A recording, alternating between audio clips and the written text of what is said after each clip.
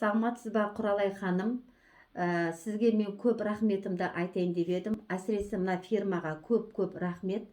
Мені осы 40 жасқа толғанда бәрімізді скринингтен өткізді.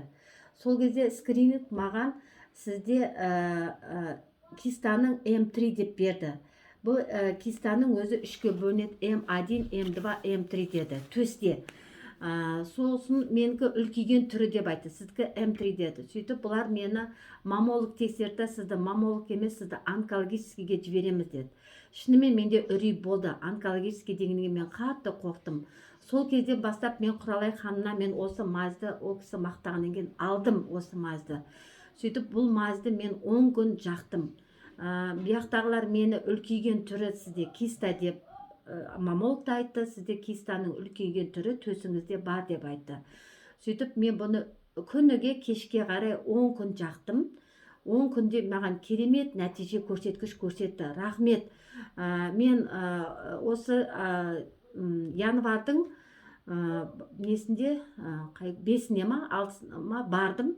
Сол кезде онкологический көрді да, сізде бар деді, киста бар деді. Сөйтті да мені маммологқа барыңыз деп қайтып өздерінің онкологический больницаның маммологына жіберді. Маммолог менің УЗИдегі результатымды көріп, сізде ешқандай киста жоқ деді. Мен ойлаймын осы маздың көрсеткіші деп. Өйткені маған үлкейіп кеткен кистаны уже шірейіп кеткен, сізде киста емес, менде мастопатия деп берді.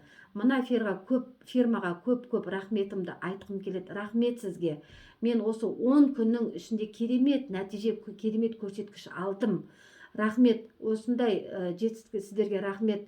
Әрқандай науқастың арманы ғой, жаман аурудың беті қарағаны. Мен жаман ауру шығарым деп ойладым. Өйткені олар менен анализге де жіберді, менен пәленбай анализді алды. Мені былайша айтқанда мені операцияға дайындады. Қорқыныш болды, үрей болды. Рахмет. Осы 10 күннің ішінде керемет нәтиже берді. Мен осы фирмаға көп рахметімді айтқым келеді. Басымды де иемін. Рахмет сізге.